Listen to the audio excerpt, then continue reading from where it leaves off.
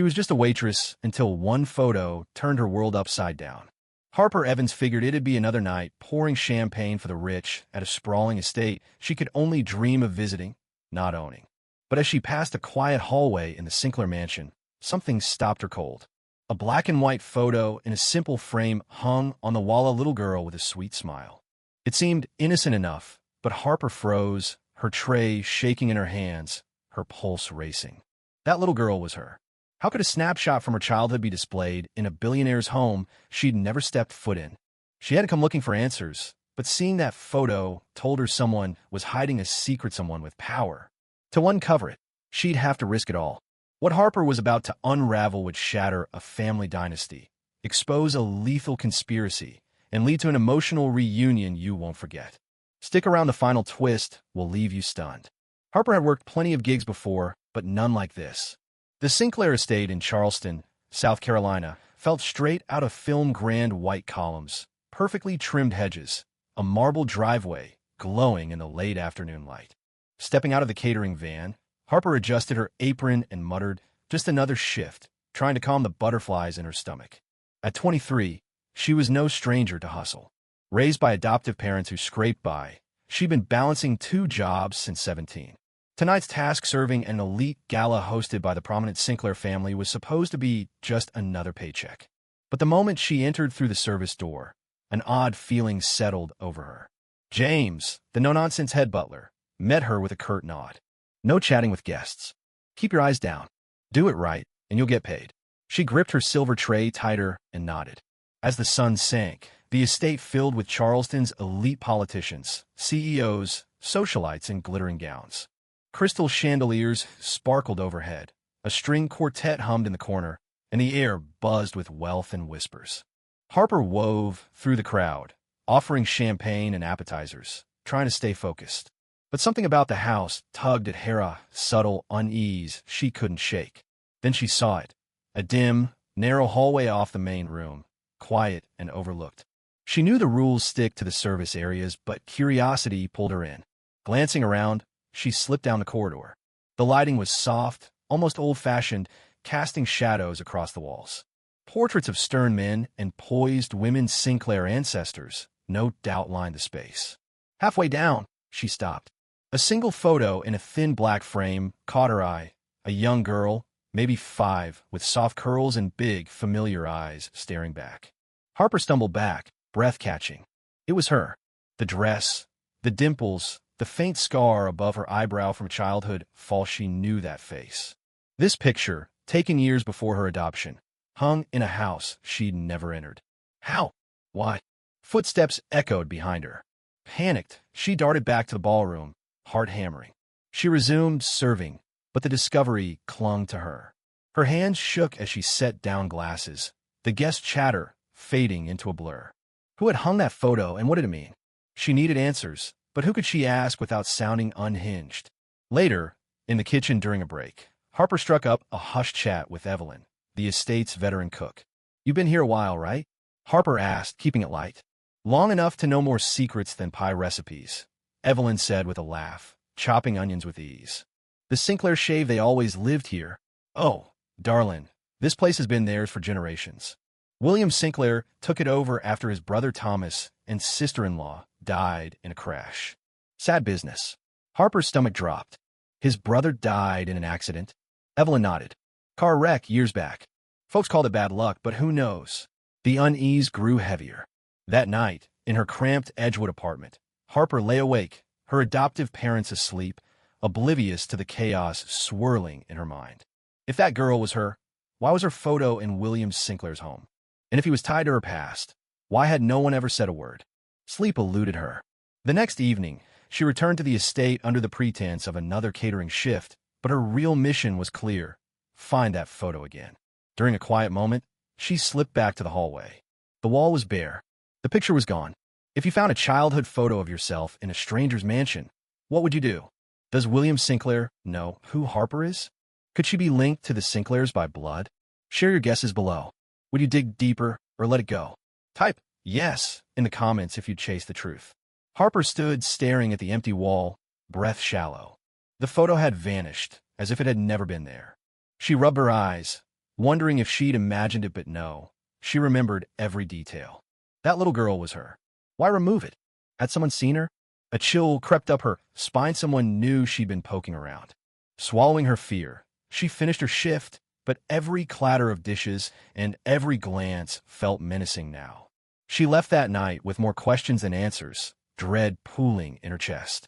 The next morning, she sat at the breakfast table with her adoptive mom, Diane, who'd just poured coffee. Harper stirred hers absently, staring at the cream. "Mom, do you remember where I came from before the adoption?" Diane paused mid-sip. "That's an odd question, sweetie." "Why? I just feel like something's off," Harper said carefully. "Last night, I saw a photo that looked exactly like me as a kid in a house I've never been to." Diane's hands shook slightly as she set her mug down. "We didn't get much info, Harper. You were found in a shelter around 5. They said your parents died in an accident. That's all we knew." Harper's heart sank. "A car accident? I think so, yeah. That's what the social worker said." "Why?" The overlap was too stark to dismiss.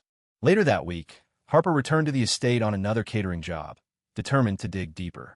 She wasn't sure how far she'd push, but she had to try. While guests mingled to the orchestra's tune, she moved through the mansion like a shadow, every chandelier and painting seeming to watch her. She studied the staff. If someone had taken the photo, they might know more. In the staff hallway, she found Daniel, a reserve security guard who'd been there for years. She approached during a coffee break. "You've worked here a long time, huh?" 23 years, he grunted. "Since before Mr. William took over." Harper hesitated. "Do you remember his brother?" Daniel's brow furrowed. "Thomas?" "Yeah, he and his wife died in a crash. Everyone said it was an accident." "Did they have a daughter?" she asked, holding her breath. He looked away, then leaned closer. "Rumors said they had a girl. Vanished around then. Some thought she died too. Others said she was taken." Harper's chest tightened. "It's me." She wanted to shout, but she didn't. "Why the secrecy?" Daniel's voice dropped. "Folks here don't ask questions.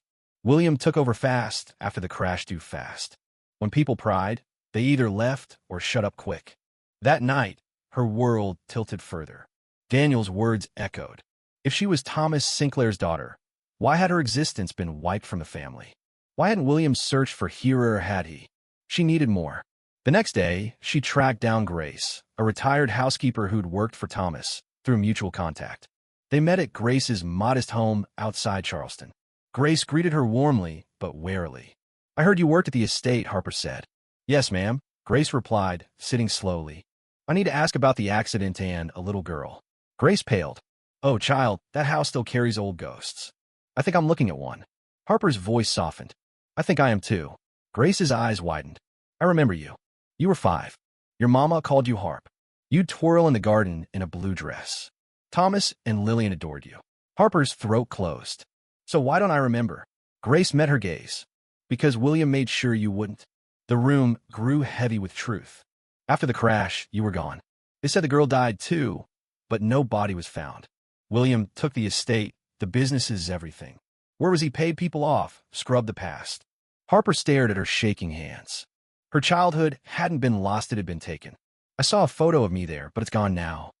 Grace sighed. "Then he knows." William's always had eyes everywhere. Harper's mind reeled. She'd spent years thinking she was unwanted, but the truth had been buried on purpose. The next time she entered the estate, Harper wasn't just a waitress anymore. If you found your childhood photo in a billionaire's mansion, would you confront the man who might have stolen your past? Type yes if you'd face him, no if you'd walk away.